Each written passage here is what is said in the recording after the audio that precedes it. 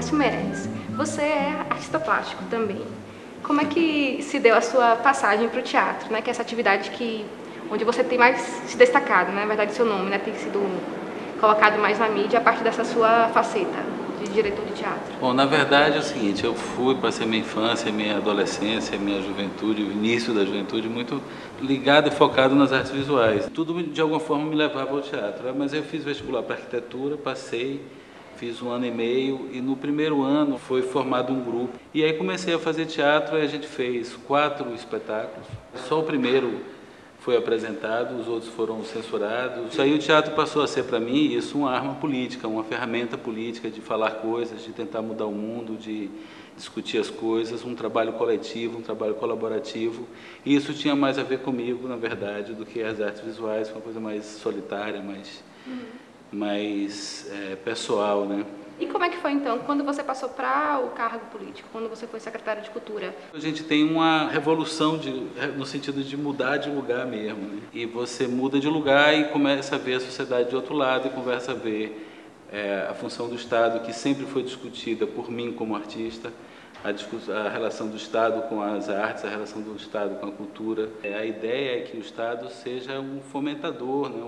um articulador para fazer com que a cultura gere o desenvolvimento da sociedade, ou auxilie, ou seja, o desenvolvimento de uma sociedade. Acho que o artista é aquele que cria objetos simbólicos, produz objetos simbólicos que representam a sociedade que ele vive, que representam a comunidade que ele vive, de alguma forma representa o que essa sociedade é, o que ela deveria ser, como ela pode refletir sobre si própria, isso de uma maneira e com uma qualidade de excelência. E essa excelência é que faz com que aquilo seja um objeto de arte. Assim como a excelência de uma cirurgia faz daquele médico quase um artista, como cirurgião. Então eu vejo o artista como um trabalhador, né? E me sinto assim. A gente mata um leão por dia para fazer o que a gente faz.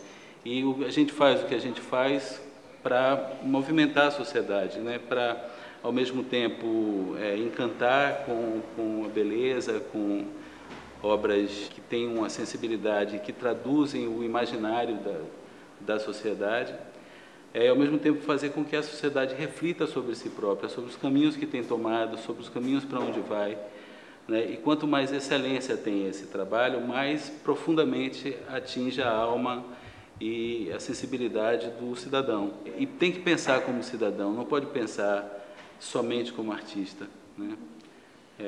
Porque não são eleitos, não são pessoas tocadas por Deus, são pessoas que trabalham bastante.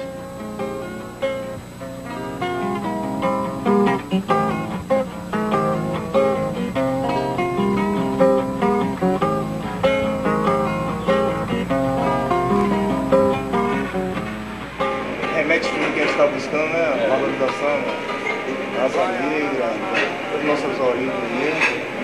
E não poderia ser outro dia, né? Deus sabe todas as coisas, né? Porque é permitido.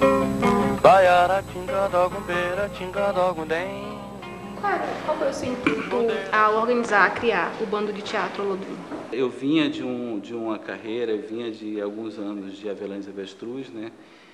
Que foi um grupo anterior ao Bando, criado em 76. E a gente trabalhava muito com textos clássicos, né? Uma releitura dos clássicos, bem visual. A gente tinha um público, mas eu sentia alguma falta, eu sentia falta de alguma coisa. E era esse degrau que existe entre o palco e a plateia, eu precisava acabar com isso.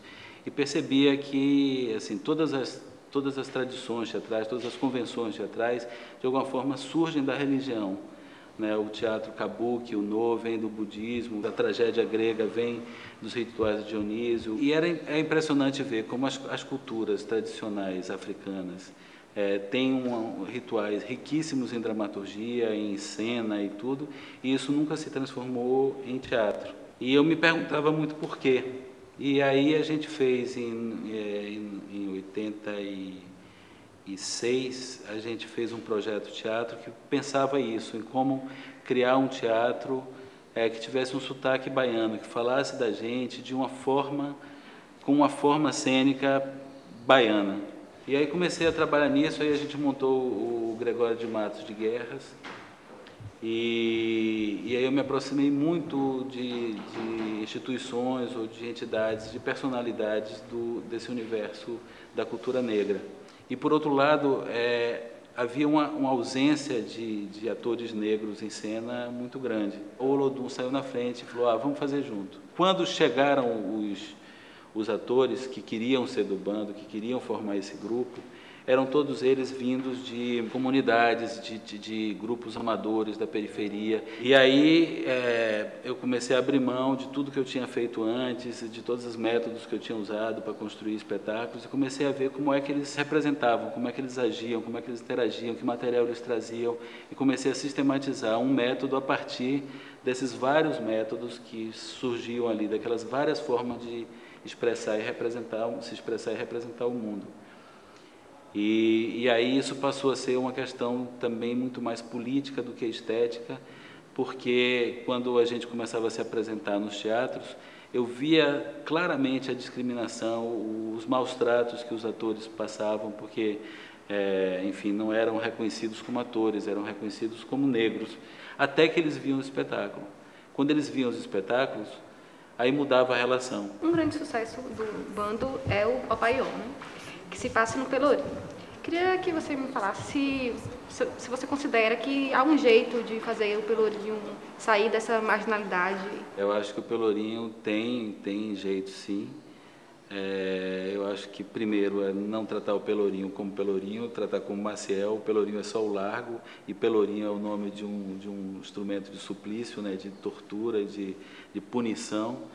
Então, eu acho que essa transformação do Maciel, do bairro do Maciel em Pelourinho, é um pouco simbólico nesse sentido, né, de nomear como um bairro negro um instrumento de tortura, ao contrário da liberdade. A gente encarar aquilo como um bairro, como um território urbano, né, ligado à cidade, articulado com a cidade, especialmente com o centro antigo. A gente não tem uma prefeitura há anos aqui. A gente não tem sequer uma Secretaria de Cultura, a gente não cuida disso, a gente não tem um planejamento urbano real, importante, que pense a cidade, que valorize e honre esse traçado original, que é de uma beleza e de uma inteligência impressionante. E a gente tem uma cidade completamente destruída, caótica, loteada, vendida às empreiteiras, às construtoras, às empresas de limpeza pública, enfim.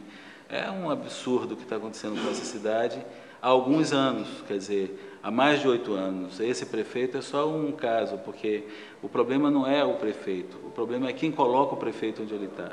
E quem tem colocado são esses poderes que se interessam por vampirizar a cidade. A gente está aqui no Teatro Vila Velha. Queria que você falasse sobre a importância do Vila Velha para a cidade de Salvador e sobre a sua relação também com esse teatro. O Vila Velha tem uma importância histórica para o Brasil, né, para a cultura brasileira, porque é o primeiro teatro, vamos dizer assim, criado por um grupo de teatro, né? E esse teatro gerou muita coisa, porque é um teatro inclusivo. Toda a política daqui sempre foi de inclusão, de abraçar o que está acontecendo, de abraçar o novo, de dar visibilidade ao que não tem visibilidade. Então, o teatro estreou com uma série de eventos, inclusive o show Nós, por exemplo, que mostrou para o mundo Caetano, Gil, Bethânia, Gal, Tom Zé e outros. O Glauber também trouxe daqui o ator principal do Deus e o Diabo na Terra do Sol, que foi o Otom Bastos, que fazia o Curisco. Enfim, tem uma gênese de muita gente aqui.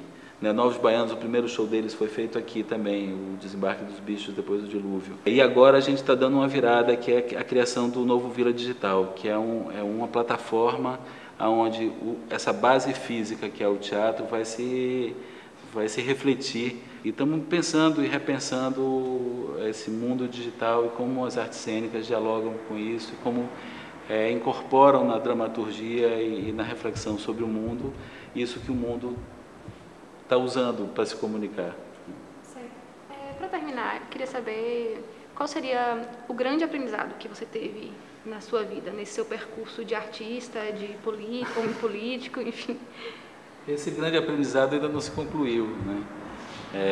Cada dia é um novo assunto, uma nova matéria, né? Cada dia é um aprendizado novo, cada lugar que a gente ocupa, a gente vê o mundo de outro ângulo e apreende esse mundo de outra forma. E se a gente tem essa capacidade de conectar uma coisa com outra, de ligar, de não esquecer a história, de reviver as histórias, esse reconectar-se consigo próprio, com sua própria história, com a história do mundo, estar atento aos movimentos sociais, aos movimentos políticos, aos movimentos econômicos, tudo isso é um grande aprendizado, né? Às vezes eu me pergunto, pô, estou ficando velho, eu estou aprendendo, para que eu vou aprender mais coisa? Mas é isso, quer dizer, a vida é um aprendizado, eu só vou parar de aprender no momento final, quando não tiver mais tendo essa capacidade. Daí não sei o que será depois, né?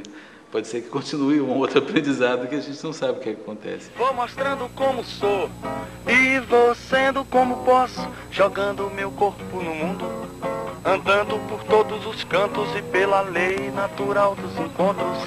Eu deixo e recebo um tanto e passo aos olhos nus ou vestidos de